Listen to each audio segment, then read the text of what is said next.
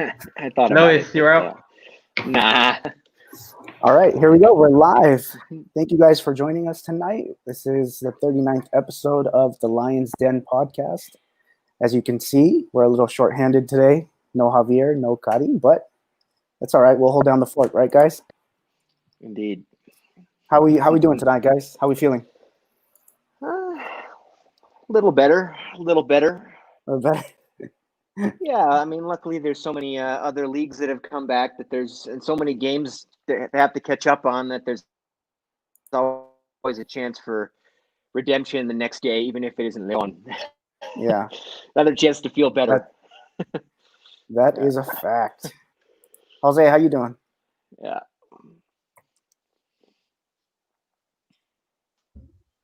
For me, it still stings. Like, it's never a good feeling after a loss. So, but I mean, I feel better because it didn't really look like we're gonna win it, to be honest. The team didn't look good out there, but yeah, we'll go we over could the have tied it. details.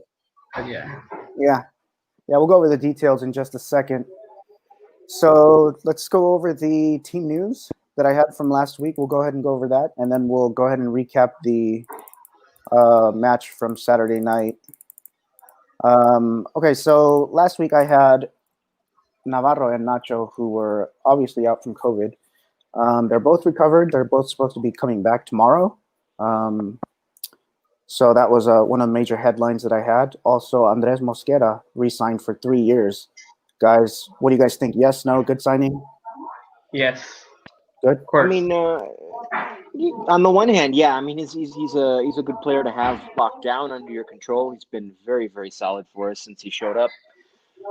Started out as another one of those refuerzos you get and like, who's this guy? And then, but unlike most of them, he performed from day one. He's been a solid force on the back line, and so it's nice to have him under control. Whether or not he actually has 3 more years of really, really good play left in him, that's another question.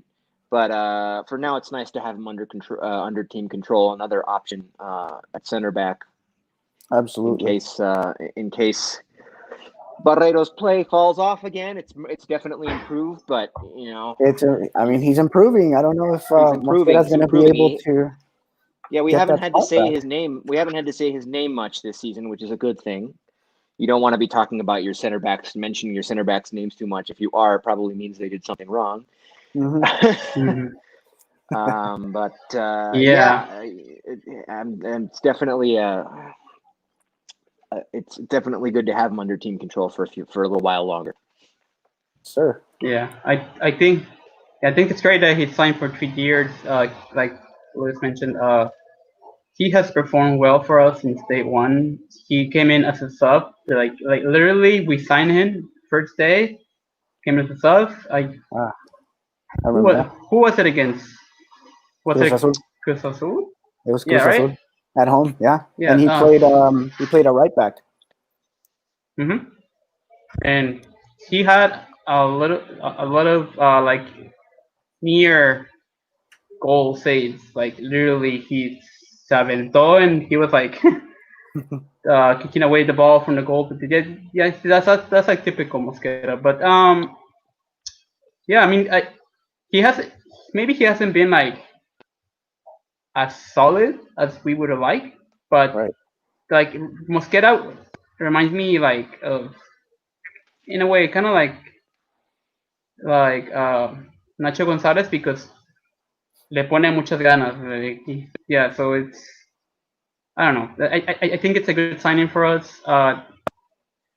Barrero's doing well, but it's always good to have someone on the bench that, if he doesn't perform, he makes one mistake, well, not just one mistake, but like overall, like really bad game, then he knows that there's someone up down there that can take his place. So that's good for us. Yes, sir. But for now, let's hope that Yeah, I mean, Barreiro I don't think good stint. The thing with Barreiro is they seem so intent on him, even when he wasn't playing well, that, I mean, it probably would take an injury for Mosquera to be a full-time starter again. But it's nice to have that option on a bench that has perhaps shown itself, if this last match is to be any determining factor, maybe not quite as deep as we had hoped it finally was. Yes, sir. All right. And the top headline, moving on, top headline was Mena Sosa and Armando Leon were all infected with COVID-19, guys. Now, with this headline, I kind of want to go into the recap.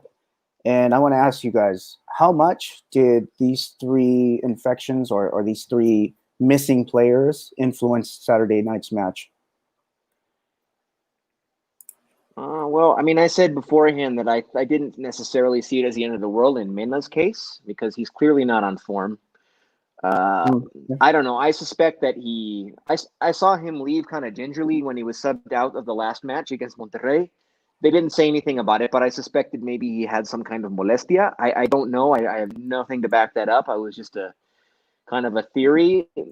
But in any event, he's not been on form. So I'm thinking maybe, a week off, or 2 weeks off, get his head clear, maybe come back a little more like the Mena that we've grown accustomed to. Because I think the poor form is in his head now. I mean, you see those fallas he had against Chivas, and you're like, this guy he's not quite in the right headspace to be the player that we know, to have those opportunities and not cash even one of them in. He's not in the right headspace to be the player that we've grown accustomed to. So I think for him, a little break might not have been the end of the world. He's still going to be out for another week at least. So I think that's fine. In Nico Sosa's case, that's a real shame because he starts to get some minutes. He starts to be maybe growing into the team a little bit more, and then has another setback.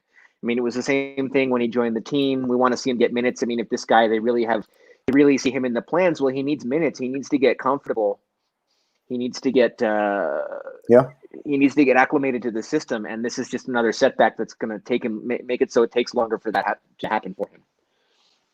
Absolutely, Jose. So, on Mena's case, I do agree that maybe it wouldn't have made such an impact because of the form that he had been previously to coming to this game. Mm-hmm. But that was his ads. So that was his all That's club. exactly what I was just thinking. So those kind of games are special for like any player. Like when you face You your play with old that club. chip on your shoulder. Yeah, exactly. You wanna prove something. You wanna and then there was the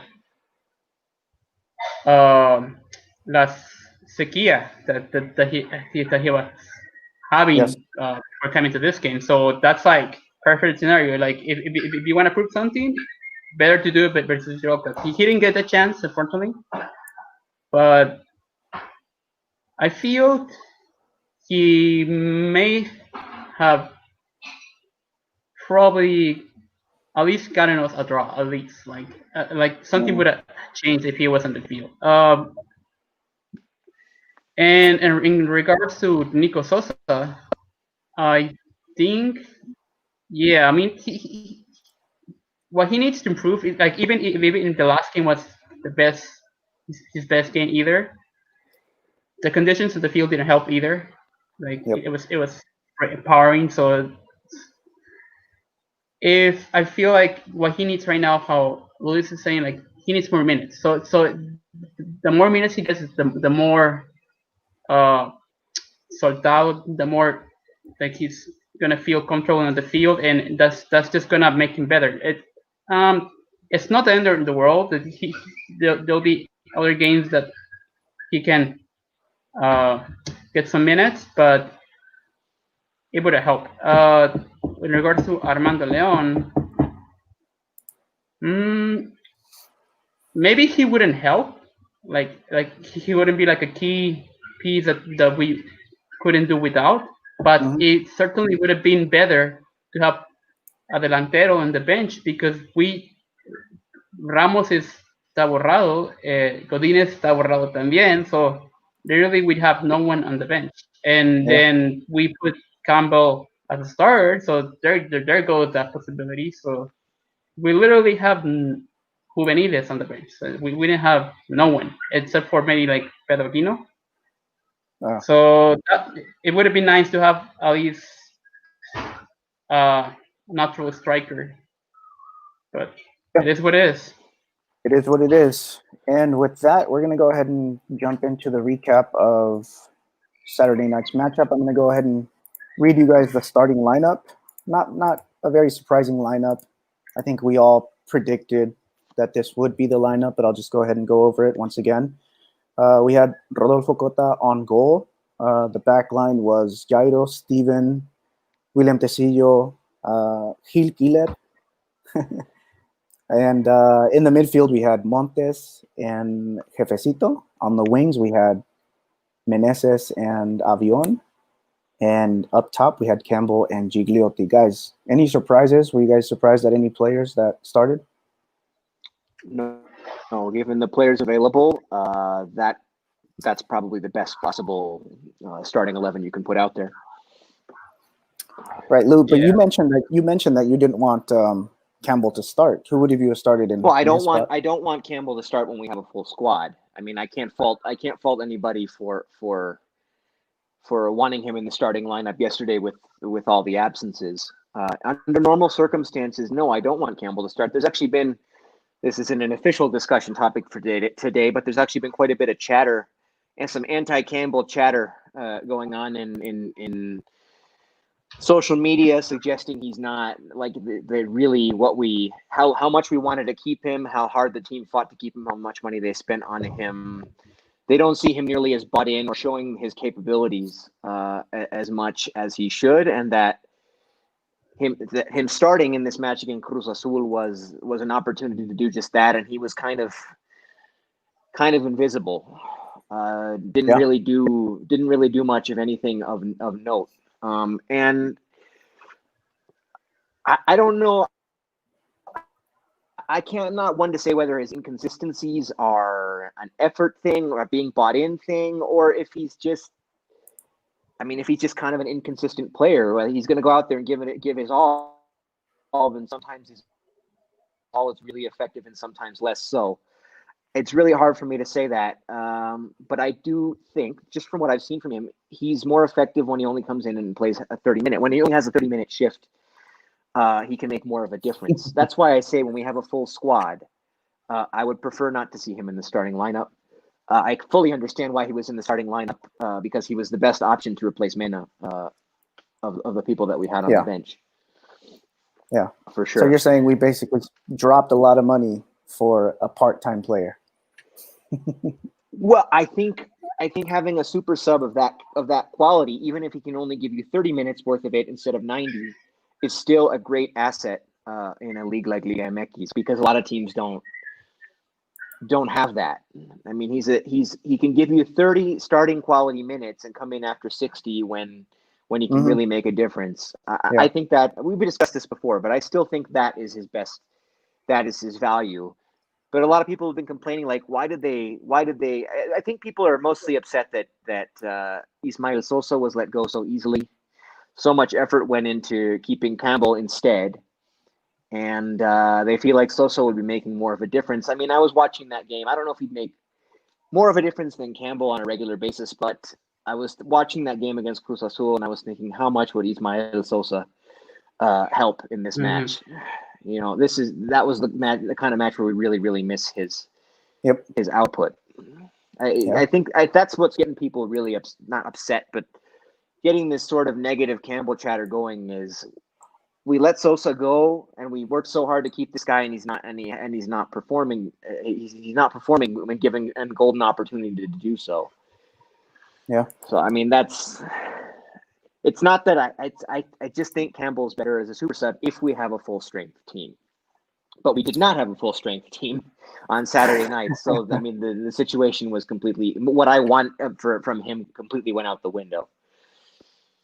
Yeah, that's a fair statement. Yeah. So shout out to everyone on the chat. Chango Locos joining us tonight. No shame in losing to the best Liga MX team of 2020. Yeah, get out of here with that. We're not interested in entertaining that comment. Yeah. Yeah. Javier, also on the chat. He couldn't join us tonight, but he's on the chat. Saludos, Javier. He also said, Mañana gana la Fiera, 2-0. And we also have Brian's Lash. He said Armando Leon was in the pitch when this team was at its peak last season. Also, Leon was playing with only one striker instead of two that they are currently using right now. And he added, Leon played way better in the second half against Monterrey, and Campbell was a huge part of that. That's yes, true. when he came on as a sub. See, that's the difference. When he's made the most difference, it's been when he's come on as a sub. And it's not like he's never started before. He has started before, but I feel like he makes more of a difference as a sub. That's just my opinion, and I think, based on these guys' comments, yeah, we're better in the second half. Well, Campbell came on in the second half. He did not start that match. Yeah. And in terms of the strikers, it's not about the number of strikers we use. It's about the kind of qualities they possess. I mean, Nick Killer is a very mobile striker. That's why I think he's so heavily in the plans of the team. We need to have at least one striker on there who's mobile, who can get around. That's why the unmentionable J.J. Macias was such an important figure in this team, because he was a mobile striker. He could get out on the wings. He was, not out and out full on running speed, but he had quickness and mobility that Gigliotti, as high quality of a finisher as he might be, he almost had a super taconazo. Oh, that if that had been a couple inches to Chewy's right, to Chewy's, I think it was, I can't remember which direction, but to Chewy's right. Post. Yeah. So if that had been a couple inches in any direction, we'd be talking about just a spectacular way to open his account with the club. I think he's a good finisher. He's just not very mobile, and we've seen how much Leon's attack depends on mobility, not just from its number 9, but also from its wingers, from its midfield, from everybody. It depends on mobility and unpredictability, and that's what we're missing with those two guys up front. Not having a guy like Nick Killer or even Armando Leon, who's also a fairly mobile striker up front alongside someone like Gigliotti. Yes, sir. So the score was 2-0 in favor of Cruz Azul. The first goal came in the very first 5 minutes. Jose, what went wrong in this game? Why did we get scored on so easily in the first half? Okay, so I think it was mostly, when was the first goal again? It was like in the fifth minute. Third or fourth minute. Right? Fourth minute, I think. Yeah, so I think what it was, it's because and Leon tends to do this. It seems like it's a habit. So like usually the first minutes of the game, I don't have if a statistic to back it up, but we tend to like come to the game and it's like desconcentrados. Like we're not. Yeah. And then I think that's basically what it was. It was just una desconcentración. They were like, they didn't expect it. Like they didn't expect that error, and because after that, we didn't really see a mistake like that again. Yeah. And it proved to be, unfortunately for us, fatal, because we couldn't get back after that one goal, and then once Cruz Azul scored that goal on the 4th minute of the first half, they literally just pull back and stick on their area.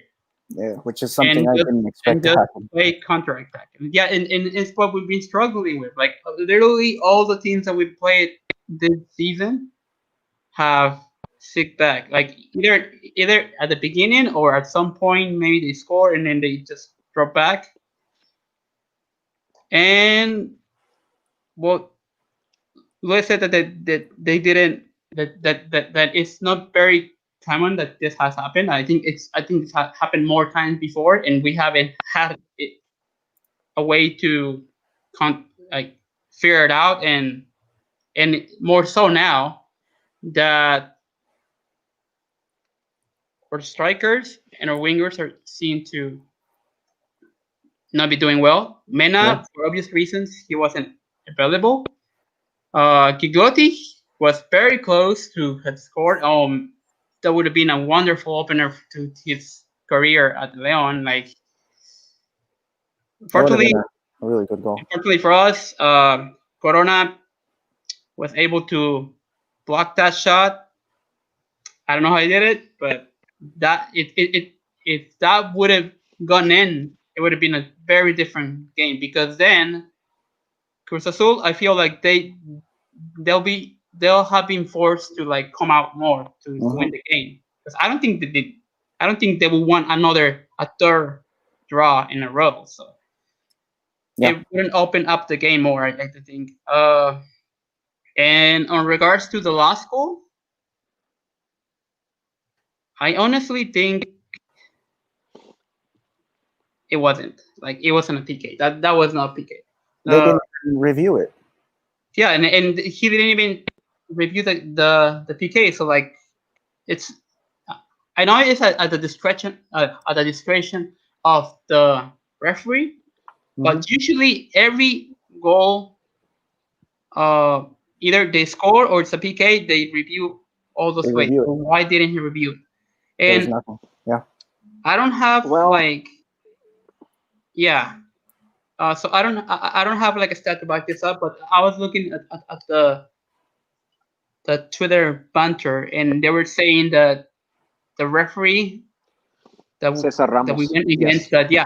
it's always against us. Like, Yeah. Yeah, I We have can't bad history with remember. that guy. I can't remember specifics, but I remember a lot of matches. I seem to recall matches that he has been the central referee that have. I remember his face, and not in a positive way. You know what I mean? That's all I could say about that. I don't know. We're not here to get into conspiracy theories and that kind of thing. But I agree with you, Jose. I don't think it was a PK. It definitely was worth a second look on VAR.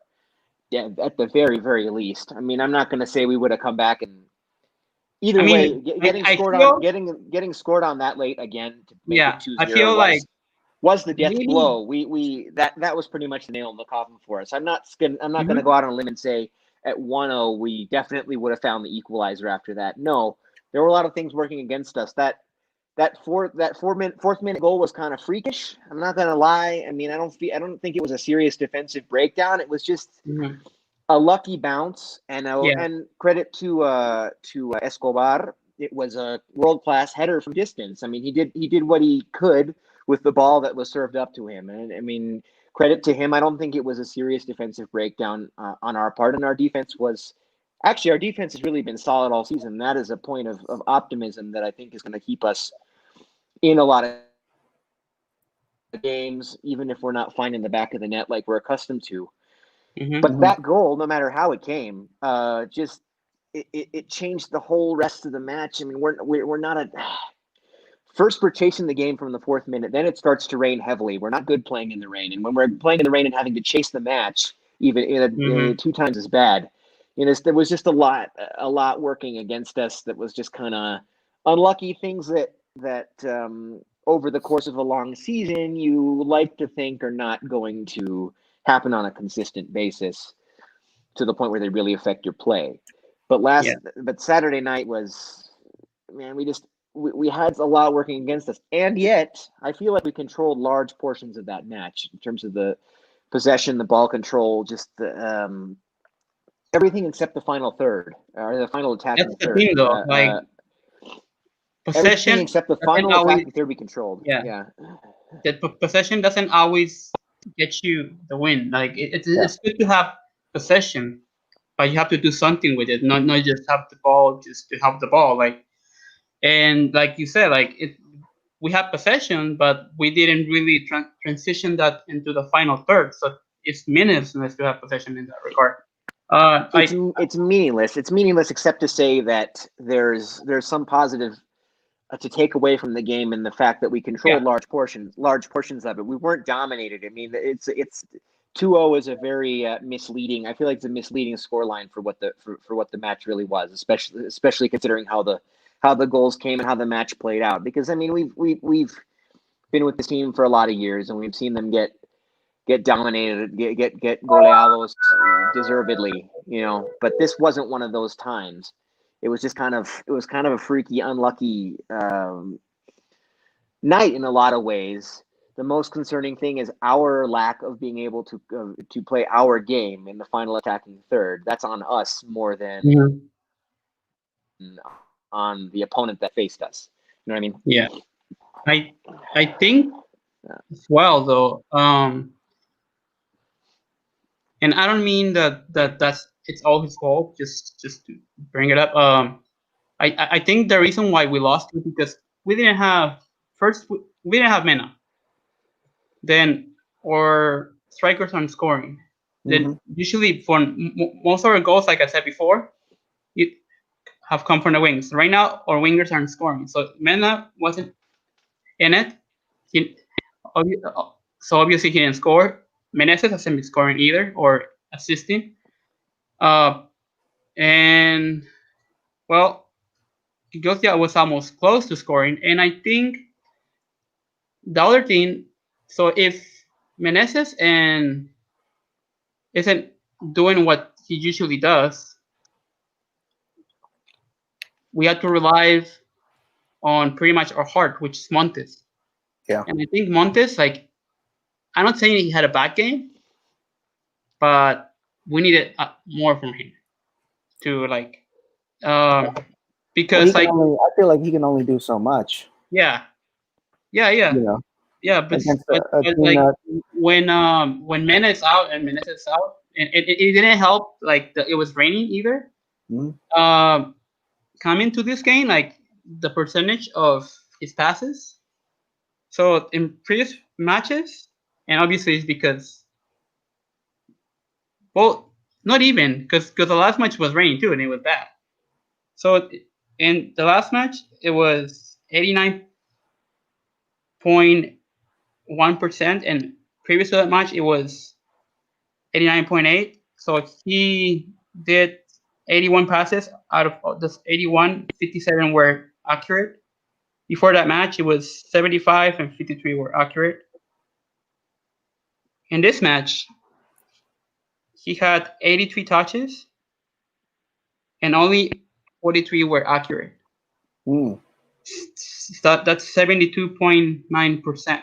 So it's pretty down. It obviously because of the rain, but then again, previous to this, the rain was pretty hard at the Stadion Leon too. So and he actually had 89.1% on that match. And then on this match, he also lost a lot of balls, and we depend on Montes or build up for play, like for play build up. So in versus versus Monterrey and Chivas versus Monterrey, he only lost the ball for. He had 14 times that he lost possession. Then versus Chivas, he lost the ball 12 times. Versus Cruz Azul, he lost the ball 24 times. Wow. So I think that affected too, because we know, like even when Mena and Meneses are like available and fit and healthy, we rely heavily on Montes for our build-up play. So I feel like not just marking Mena, but like literally, like if you mark Montes, like if you don't let him do anything, we literally can't do anything. Yeah, our offense runs for him. Yeah, so I think that's another reason why we struggle to like, and that's why I think, I don't know, like I saw it and I thought it was very curious. So I don't know what you guys think. Yeah, that's a very very interesting stat. Thanks for the numbers there, Jose. Yeah, I mean, like you said, without Montes, really our offense doesn't really generate too much. So I think teams are starting to realize that. They're starting to realize that if they shut down Montes, they basically shut down our defense. But moving on to why we can't score, guys. Like, what's the reason we can't score? We've only had one goal all season, and it came from a miracle shot by Chapo Montes. What's the reason we can't score? Yeah, miracle shot might be a little I mean, might be a little harsh. I mean, he's definitely capable of those kind of strikes. You know, but when it's he did what he was trying. He did what he was trying to do. I guess is what I'm saying. You know, right. I mean, it was a miracle shot. You know, because it came out of nowhere. Yes. Well, he's done it before. I was actually gonna do a compilation of his like tiros libres desde fuera del área, but I haven't had time. But yeah, in terms of the run of play, in a game that looked like neither team was going to find the back of the net at all, then yes, in those terms certainly. But no, he's definitely capable of that kind of strike. But we shouldn't have to be depending on that kind of strike. We should be generating a lot more straightforward scores than that. And it just hasn't come easy. It just hasn't come easy. Part of it is the way they're playing us. I mean, the scouting report on us is clearly out. Maybe it took a while, but now they're like, I mean, this is how you want to. This is how you have to. If you play León this way, they're going to struggle to score. And so far we have. Now it's up to Ambriz to figure out a way to not be so. Well, I mean, our whole thing is not being one-dimensional. We're not a one-dimensional attack. We're unpredictable. Our unpredictability is our thing. But somehow we haven't made that work to our advantage through the first 3 games this season. Yeah. So we have to figure out a way to do that because I especially, you know, we'll get into Pachuca in a little bit, but I mean, we've already seen Pachuca play us that way once in the Copa del Cel. I have no reason to think they won't do it. They won't do it again. I'm sure that's the plan. That's gonna be the plan. So we're gonna have to start to figure out a way to fight through that. I don't know if it's just putting the pressure on, really, really pushing forward in the beginning of the match and trying to get that early score, so that the teams can't park the bus on us. They're going to have to open it up to try to come back in the match, try to get other teams to chase the match. I mean, instead of just kind of normally we kind of like to just kind of feel things out the first 15, 20 minutes and then push hard later. But if we do that, we run the risk of exactly what happened on Saturday, getting scored on early, kind of a fluky situation, and be forced to chase the match for after that. And then if a team already wanted to park the bus on us, well, they're going to park the bus even more, and it's going to be even harder. I mean, they're going to sit back and protect their lead. We can't, you know, we're not a team that's good playing from behind anyway, especially on the road. There's been a lot of home matches, I feel like, against lesser teams where they get a fluky goal against us or even a pretty good goal against us early, and then, you know, in the second half we come back and put the hammer down. But that wasn't in the cards on Saturday, and it's not going to be in the cards, especially playing away, especially against these better teams. So we have to figure out a way to break down these defenses. We theoretically, even with some of these absences, we should have enough firepower to do it. But guys, I don't know if they're not on form, if they're just not understanding each other, if working in new elements, whatever the case may be, they have to figure out a way to make their attack lethal again from earlier on in the match, to force other teams, even if they want to park the bus, to just out of necessity not be able to do so against us. Yep. Yeah. I feel I mean, I don't know how it would like figure it out, like how to like figure out how to attack or score against these teams that are just parking the bus on us. But I feel like we should even given that chance. Some of them might park the bus like from the get go, but I feel like if we score first, then they're not gonna like we'll have an advantage because that's what's been happening. Like they score and then they just throw back. That's what I'm suggesting. Like go really hard instead of feeling the match out or just go out there and play our game and press and push forward from the beginning. Try to get that early score to put the pressure on. Yeah. Yeah, definitely. I think you were right on the money. That's what we had to do. Like not even give them the chance. And I mean, you run the risk of having heavy legs in the second half, especially as short as our bench is right now, by playing that way.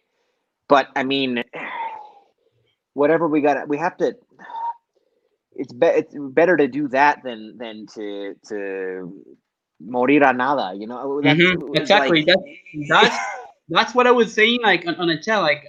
Guárdense de algo, like it's Like if you're gonna go down, you're gonna go down swinging, not just Yeah. Yeah, that's true. So so I so the reason, and I mentioned it before, like the reason why we're not scoring is because our trio up top is not on form. Like first, well, not even our trio. Like our striker, we don't really, at least for the last 2 or 3 seasons, maybe just the last 2 seasons. We don't really rely on our center forward for scoring. Like we rely more on our wingers, and right now our wingers are out of form. They're not scoring, and I think that's I think that's the main reason why we're not scoring. And yes, our guys like Montes, even Navarrito, but Navarrito was out, or Jairo, sometimes they score, but they're not usual scorers. Like we rely more on Meneses, um, Montes, and Mena. So Montes has scored so far this season, but Mena is still finding his, his boots. Like he had 3 chances versus Chivas, and he didn't score any of them.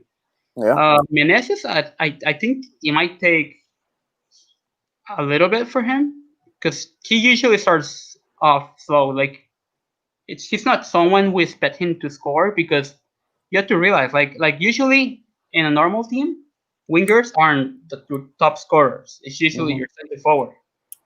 So we've been lucky and fortunate that Meneses and Mena have been scoring as they have, like especially Mena, like as if he was a center forward, but that's usually not his job either. So now that they're not scoring, then now we're suffering, and I think that's why we're only have 1 goal in all season Yeah. right now. Well, yeah, Meneses' form is concerning. He hasn't looked good in any of the 3 matches really that I've seen. And Mena, the sooner he's back, the better. He's probably going to be out at least until Jornada 6. And so, I mean, we're gonna have to figure out how to deal without him for at least the I next thought few uh games. I thought Avion Ramirez looked good. I don't know what you guys think. Who? Avion? Avion Ramirez. Yeah. Yeah, he looks pretty good. I mean, for Yeah. someone who just came in, I think Yeah, I he's mean, he's fitting in like perfectly. first the first 2 starts, solid. Solid. Yeah, he's been very solid. But someone who didn't look too good on Saturday night was Heath Gillard. What happened to your boy, Louis? Well, we know from the beginning he doesn't have the offensive qualities that either Navarrito or even Avion playing out of that position um, can offer you.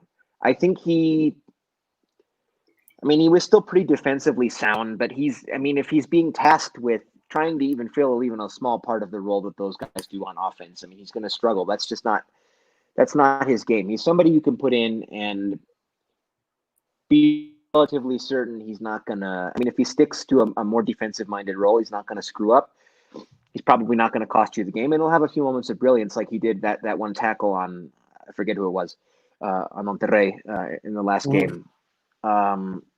But he's also a guy who's not used to being depended upon that much. He's a depth piece, and he's best kept as a depth piece, and not a guy you're relying on too much to fill that role. Hopefully, it's looking like Navarrito will be back for tomorrow's match, which hopefully should help us a lot. I'm also, man, I'm kind of hungry to see him shake things up a little bit. Put Mosquera in there at right back, and put Navarro in as like a third contención. Try something that they're not expecting. Yeah. Try something that they can't scout. Try something That's that's a little less predictable. Those guys can play those positions. Navarrito can play. He started out as a contención. He can play that position. We've seen him do it on a few occasions. And put Aquino in there. Start Aquino. Aquino is is a great. Their best He option. needs to start. He's our best option in La at that Contención right position, now, right? and he's not. I like to think he just didn't start on Saturday because no, we have to save some guys to go a full 90 on for Tuesday. Because our bench is limited. I'm hoping that was the reason, but he's got to be a starter under normal circumstances. He's too good not to be. Yeah. So on that point, guys, last question before we move on to preview Leon versus Pachuca. 3 match days in, we've only scored once. We've conceded twice. Is it time to worry? Is it too early? It's too early to really worry. It's early enough to be concerned with what we've seen. I think more concerning than the results or the point total, because honestly, guys, we're spoiled now. We're used to seeing this team in the Ambriz era. I mean, before the Ambriz era, we had horrible starts to seasons for quite a long time, almost all the time, and then they would sort of figure things out halfway through. With Ambriz, we've been used to good starts in general, especially the last couple seasons. But again, even the magical Clausura season, we started out with 2 draws and a loss in our first 3 matches. We had 2 points through our first 3 matches in a season that ended with what, 40, 43, 42, 41, whatever it was. So the point total is not the most concerning thing, but rather the lack of scoring, the way the games have looked. That is more concerning than the point total, because the point total will I mean, if we start playing how we are accustomed to seeing, will put itself in order. But it's definitely concerning. Worrying, I'm not going to say I'm worried, and I'm definitely not going to say I'm panicked. Concerned, for sure. Right? Concerned is the word I use, mostly because of the way we've looked, not the results themselves. Well, maybe concern is a better word, but I mean, I would say that maybe it's too early to worry, but I am kind of worried because I mean, there's circumstances, but like Luis mentioned on the chat that like he mentioned, oh well, we started like remember that back in the record 12 consecutive win, we started off with what was it, 2 draws and 2 draws 1 loss. and a loss. 2 draws and a loss. Yeah, that's true, but you also have to remember that in those 2 draws and a loss, we actually scored 4 goals. We did. And although that 2-2 that 2-2 against Monterrey was those were the couple of pretty freaky goals that we got. But yes, so I see what you're saying. We managed to score in both of those draws.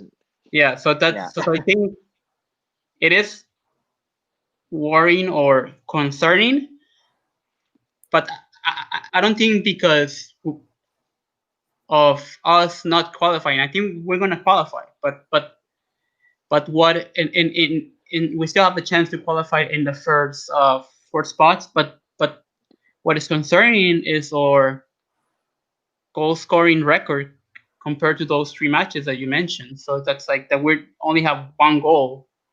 That's what's concerning. So I hope soon we'll check off that form, and hopefully some of our guys start scoring, and we'll see better results ahead. But yeah, I mean it is concerning, at least from the goal scoring point of view.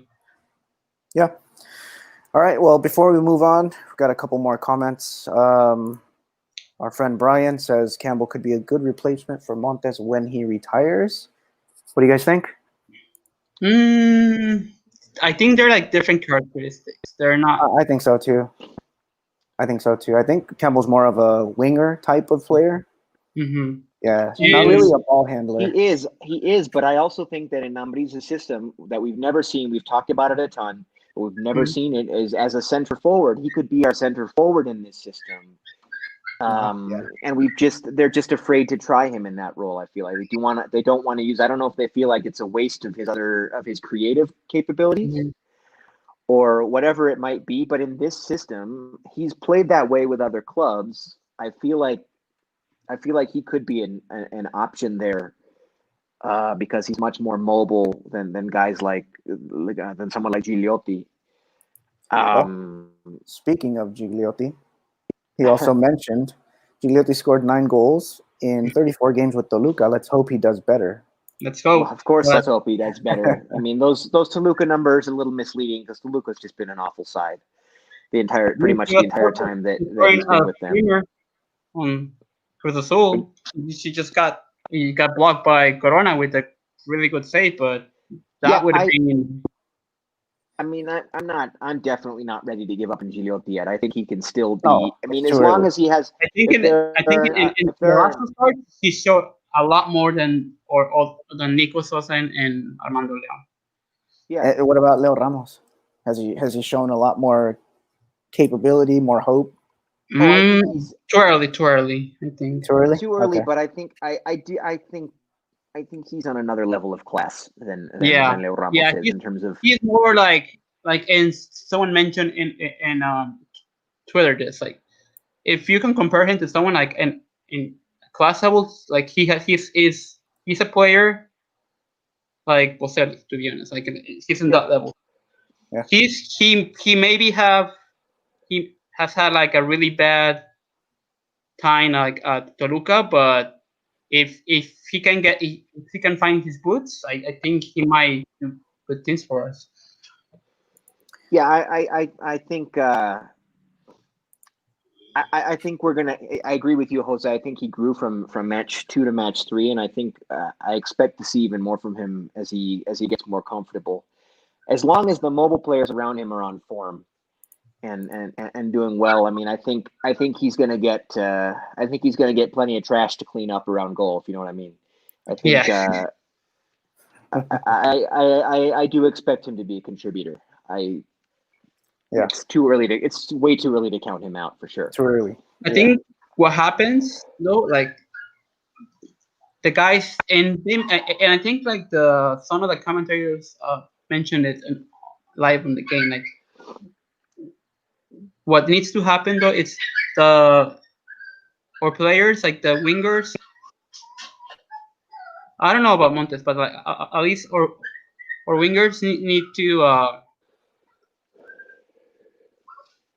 read his movements, like because they don't know him that well, so they don't know. Oh, he's gonna go this way, gonna go that way. So I think once they get used to him, we'll see more of him, and then if hopefully he starts scoring. But I think that's why he's been kind of like, and even then he's done pretty well. I feel like. I don't know what you guys think. I mean, I think he's done all right. I think he's shown glimpses of hope, in my opinion. He moves without the ball, which is not something that we were accustomed to seeing Leo Ramos do. I mean, he was basically just a target man in the box. Exactly. But yeah, I mean, I see Gigliotti. Did you guys see that first play that he had when he first touched the ball and he went around 2 defenders? Yeah. I was like, are you serious? This is Gigliotti. He's looking pretty good. That's why I say, I mean, we've already seen him do 3 or 4 things that we would never. That Leo Ramos simply wouldn't be capable of doing. I'm not saying Leo Ramos is a bad target man or poor finisher. I mean, that's what he is, and that's what he's in there for. And on a few select occasions, he's been that for us too. But that's it. I mean, and Gigliotti, you feel like he could do a few more things. Yeah. And that's all we need from our center forward. We just don't need him to be a target man. We need him to move around the box, so he can provide space for the players, or he can pull arrastrar marca. Yeah. All right. So with that, one last comment from Brian. By the way, this is good stuff, guys. Keep it up. Thanks a lot, Brian. Thank you for tuning in. Appreciate you tuning in.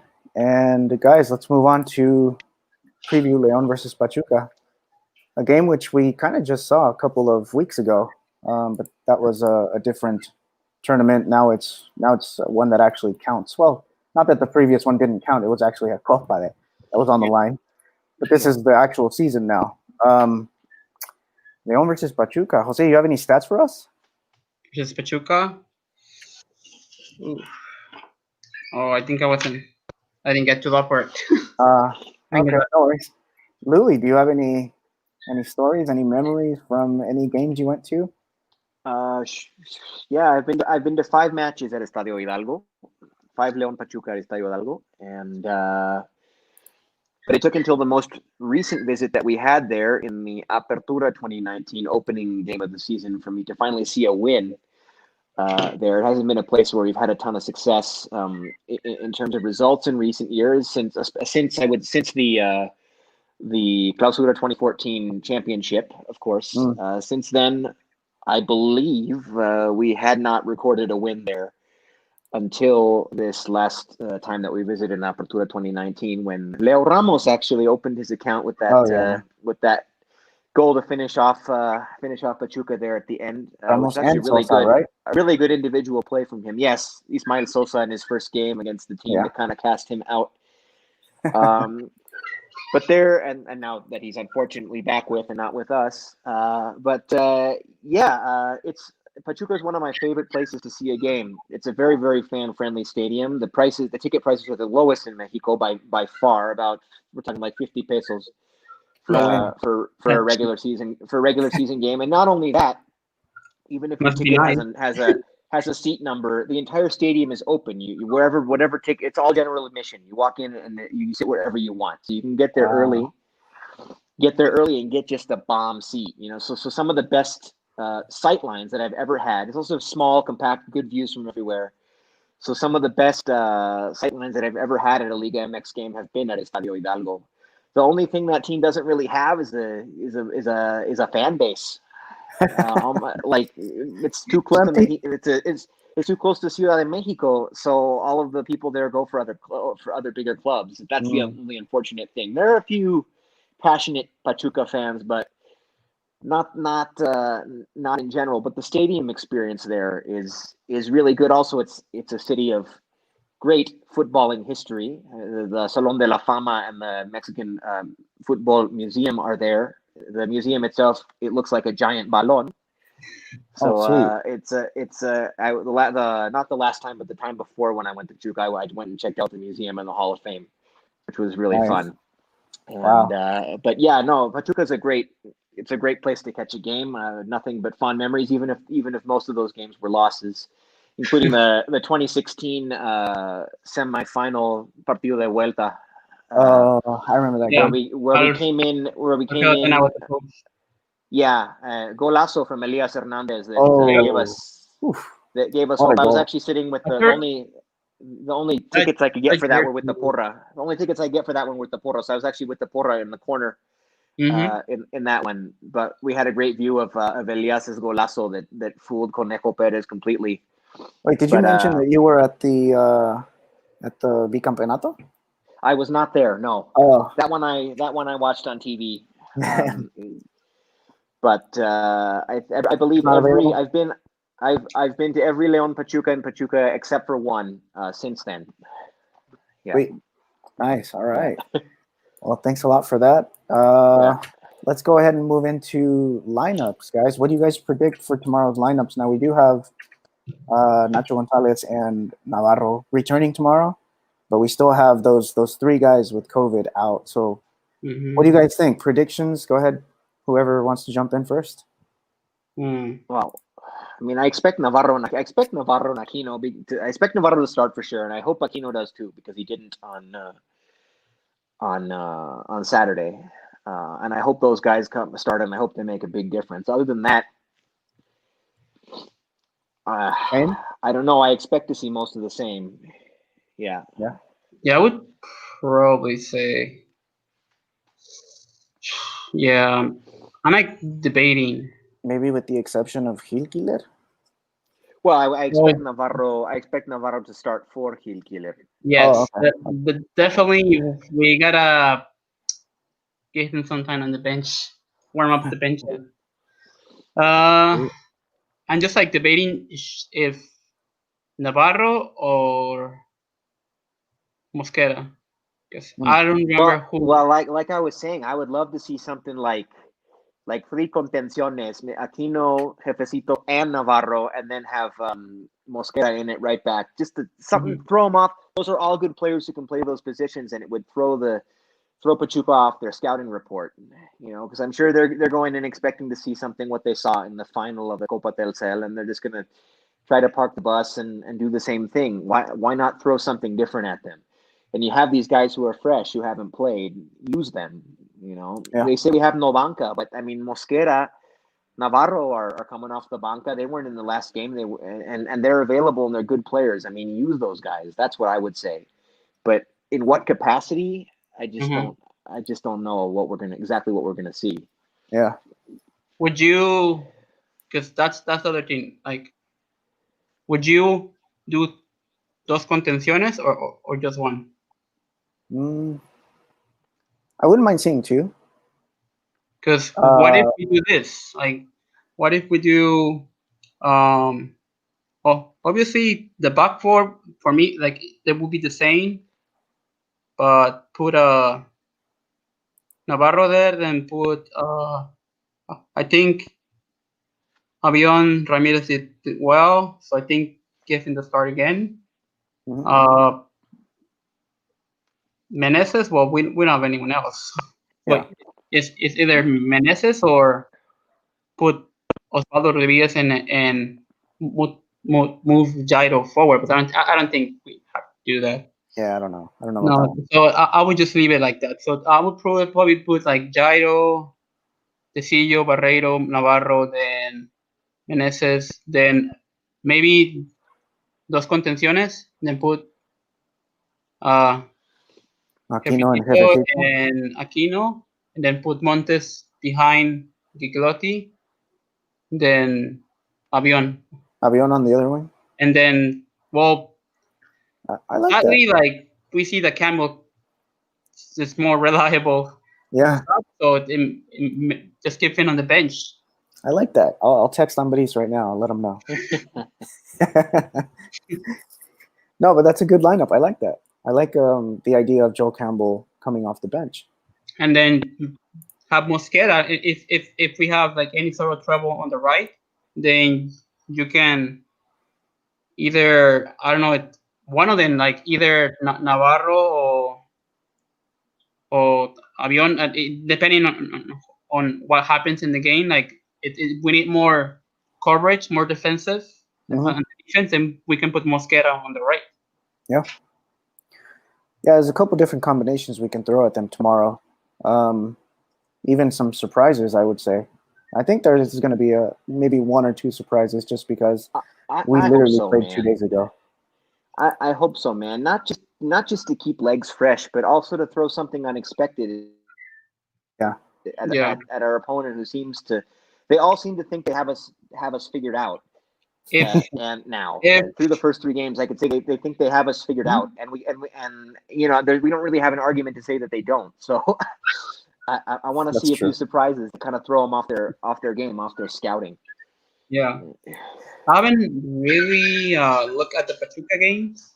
Oh, go ahead. Yeah, we got a comment from our friend Reporteame. He said, "What good is a tiki taka without a 9? A goal in 3 games is a very clear window to give thanks for the new repechaje." Yeah, I don't know about that. There is a repechaje, but I think we have to think bigger than that. We can't be relying on repechaje. Yeah, 3 whatever. Even if it had been 3 goleadas in 3 games, it wouldn't be enough to be talking along those lines. 3 goleadas en contra. I mean, it'd be way too soon to be talking along those lines. But thanks for the contribution. Yeah. All right. Where's our guy Javier? He's not here today, so we can't do the jingle. Somebody else do the jingle. I don't know. I'm not going to usurp that honor from our It's copyrighted. You don't want to get sued, right? Yes. I don't want to get in trouble with Javier. Yeah. All right, guys. So let's go ahead and jump into. Oh, go ahead. So I do have a couple stats, but I didn't have any for the Pachuca game, so that's why I didn't really get say anything. Go for it. So sadly, they're not going to be a highlight because we lost. It's in a loss. So, But so last game, Chepo Montes actually played his 220th game in Liga MX for León. Uh-huh. Then Tecillo plays his game number 50 in Liga MX for us too. Sweet. And Takeshi Meneses now has played 70 matches for León in all competitions. Let's see what else. That should be it. I think. Cool. Oh, So we have a couple. yeah, of guys the in one there, the one Leon Pachuca that I missed because I had to play a concert that day. I could not travel to Pachuca. Was actually Mauro Boselli's last game as a member of Club León. Oh, the one game do the where- celebration. Where he Where scored he and he did the old man celebrated celebration, kind of throwing shade at the with an old man Directiva. Yes. cane. With the cane. Yeah, the Apertura 2018. I was unable to attend that, and that turned out to be Mauro Boselli's last game as a member of Club León. So that's one thing I guess I'll have to regret for the rest Oh, of my there's life. Javier. But Maybe Javier. No, you Javier, you he gotta said, sing "No, the go jingle. ahead. Javier. Y'all can sing the jingle." Come true. No. I will not. Yeah. So no copyrights or nothing. Next time, Javier. We'll be waiting for you next time. All right, guys. So let's go ahead and jump into predictions, shall we? Let's see. Go. Who wants to go first? Let's flip a coin. I don't have a coin. I don't So- Go for it, Jose. It's Go going to for be it, a Jose. virtual coin. Go for it, Oh, Jose. okay. Oh man.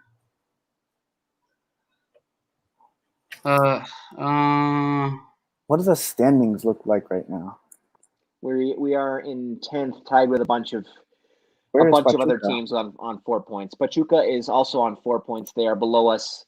I No, they're believe right above us. They're ninth. or right above us. Okay, for Yeah. goal differential. Okay, so Yeah. I mean, I'm gonna go Okay, go ahead.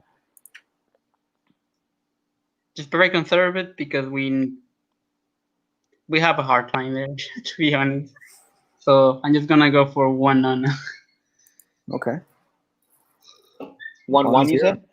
1-0. 1-0. Okay. 1-0. Okay, Louis. ¿Qué piensas? No, I'm gonna. I mean, I'm not gonna predict any goleadas for a while. Not until we've shown the ability to Score goal. score,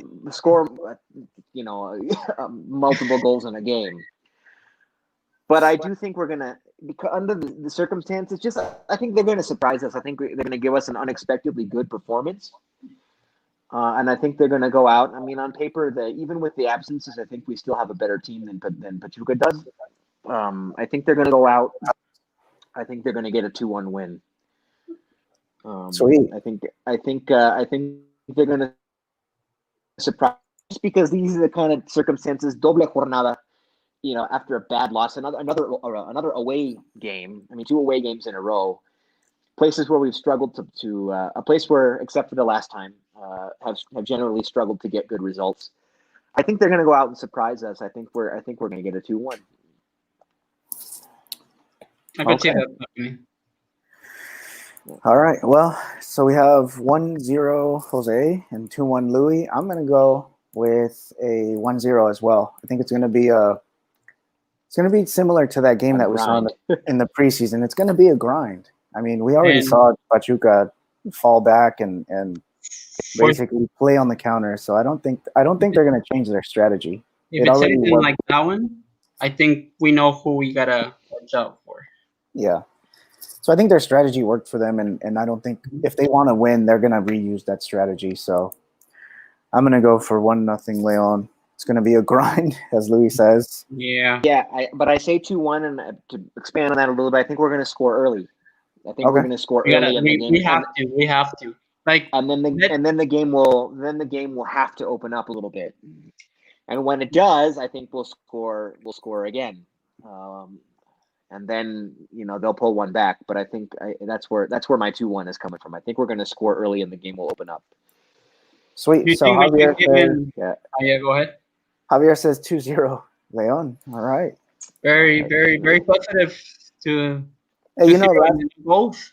yeah, Like against Cruz Azul, me and Javier, I think it was me and Javier who said 2-0, but it was the other way around. it was inverted. Yeah. So you got it And right. But he said golazo de Barreiro too. Man, I that'll be would the love to day. see. I would love to see a golazo de Barreiro at some point. That'll be the You day. know? No, like just the. Our buddy Reporteame has a direct challenge to Louis. He says, Louis, the repechaje seems very soon to you then, eh? Chivas, Monterrey, Cruz Azul are the rivals who do not tell you anything about the level in which Leon is. 4 direct classifieds, remember? Yeah, that's not exactly how I would say that, but I understand what he means. Yeah. I mean, I think those are 3 tough opponents. 2 of them away, especially, and teams we don't generally get good results against, even when we're on form. Cruz Azul obviously is another contender for the title, and they've been not the. Yep. I'm not gonna say that they were the best team in 2020, but they've been one of the best teams in 2020. Chivas, visiting Chivas. I mean, we dominated that game. We don't have a goal to show for it, but we dominated that game. And we haven't had traditionally very many good results in Estadio Akron either. I mean, those are three tough opponents. Chivas, Monterrey, Cruz Azul to start the season, and 2 of them away. And now Pachuca away, also going to be a tough match. I mean, that's a tough start to the season. I mean, I mentioned to you guys on the chat, starting what? Jornada 5 through 8, 5, 6, 7, and 8 is what? Como Necaxa, Atlas, Juarez, and I can't remember if the other one is. But we have the schedule starts to ease up. I said it'll really be time to worry if out of those 4 matches we don't. If we don't have at least 15 points total in the table by the time we finish Jornada 8, because the schedule really does lighten up starting in the Jornada 5. If we don't have 15 points by Jornada 8, then it will really be time to start to worry. Around 15, it could be 14, 16, whatever. But if we don't have around that total, then it'll be time to worry. But the schedule really starts. These are 3 complicados rivales to start out a season, and two of them away. Yes, it is way too early to start thinking, well, we're only going to make the Liguilla because there's a repechaje this season. I think that's absolutely ridiculous. Like that would have to be like, yeah, that's like the worst of the worst case scenario, and I think after three jornadas, I don't think we should be thinking about that, even with the results that we had. I mean, now, don't get me wrong, Reporteame. If we do end up making the Liguilla only because there is a repechaje, I don't foresee that happening. But if that ends up being the case, I will be grateful for that opportunity. But it's way too soon to be thinking along those lines. Yeah, we'll discuss this again after the 8th match day. Yeah, because you mentioned mark 5 it down. 8. Mark it down, Reporteame. I'm looking at somewhere between 14 and 16 points after match day 8. If we don't have somewhere around that total with the opponents that we have coming up, then it'll be time to worry. Yeah. 14 points. Yeah. So after Pachuca, we have Tijuana, Juarez, Atlas, and Necaxa. So those are 4 very, very winnable games. And Tijuana at home, yes? Yes, sir. Yeah. Tijuana at home. Yeah. So. Yeah, we're better at home. Like if we're busy, then we'll be in trouble. But I was just saying. I just say that Tijuana is a tough place to get road wins just because of that cancha. Oh, it's terrible. Yeah.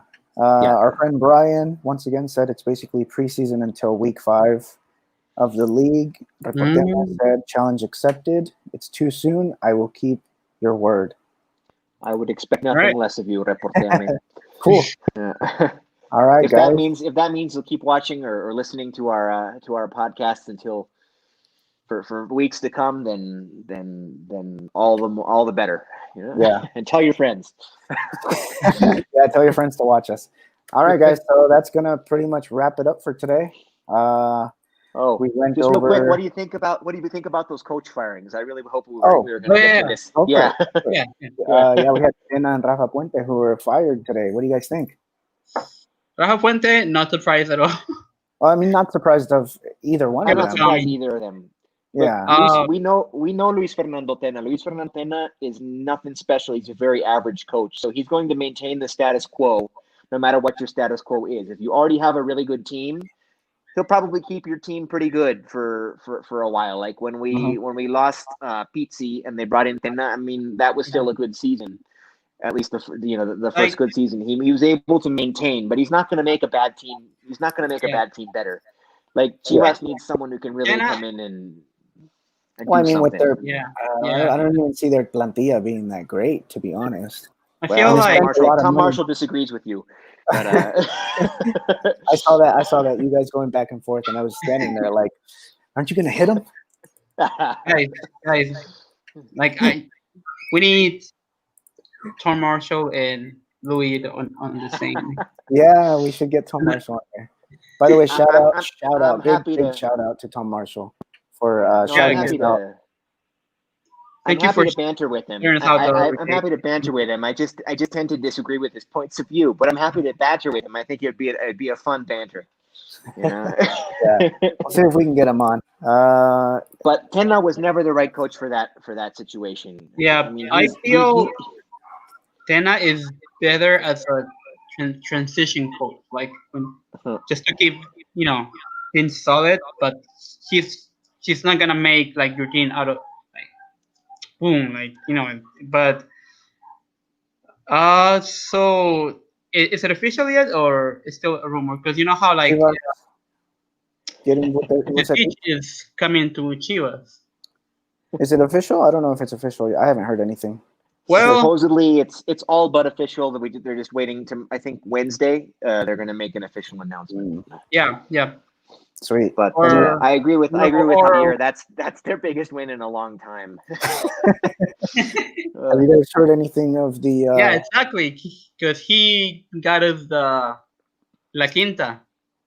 So we have good memories of with the teach at Leon. Yeah. And and as far as Rafa Puente had. I mean, I feel like he has the Leo Ramos syndrome with Lobos. Actually, they both had the Leo Ramos syndrome with Lobos. Rafa Puente had one really good season with Lobos, and then after that, everybody thought he was a football coach. Yeah. Yeah. And it turns out that maybe he really isn't. Leo Ramos had a really, really good season with Lobos, and everybody thought this guy's a world-class striker. Well, maybe he's just an average striker. Ship him I wouldn't out. say They kind of had that average. I think he just doesn't fit our system, right? Yeah. That's what I mean. He's not gonna be an excellent fit for every situation just because he was an excellent fit with Lobos that one season. Same with Rafa Puente. Yeah. All right, guys. Last thing. We got 2 minutes. Anyone hear anything about JJ Macias going to Europa, or do we not even want to touch that subject? I mean, supposedly he was going to go, but then that was going to be his last match with Chivas, and then didn't hear anything more. So it's like JJ Macias. It's like with la canción de José Alfredo Jiménez. Estás que te vas y no te has ido. So we'll see. One real quick thing. I'll believe it when he's arriving on a plane. Where's he going to? Either Real Sociedad or I can't remember which the other one was. France.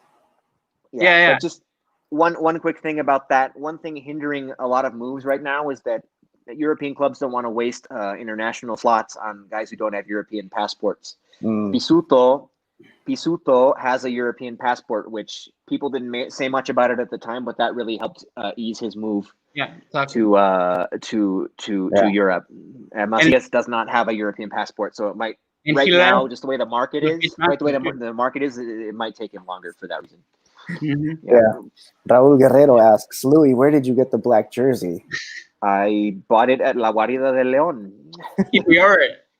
Yeah. One last comment from Brian. He said, Tena tried everything he could to make the team play better here in León. It's one of the few times I've seen the players almost deliberately ditching the coach. I kind of do remember that. Yeah. I didn't hear After it. that first season, yes, but he was good at maintaining the status quo for the first season.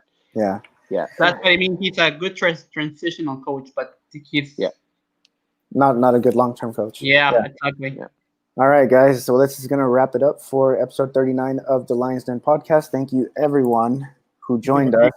We'll see you, man. Primo Loco, Javier, Mr. Brian, Reporteame, Raul Guerrero, everyone who joined. Thank you guys for joining. And make sure to tune in on Wednesday. We'll be back on Wednesday to recap the Pachuca game and preview the next game. So Hopefully by then, Gary will join us too.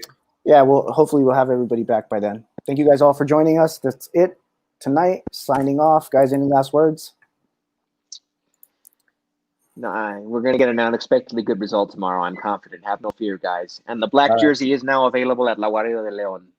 They restocked, as are the cubrebocas. Worth it. So Yeah. Having that in mind, but go get it. Yeah. All right, guys. Signing off. Talk to you guys later. Later. Cheers, guys.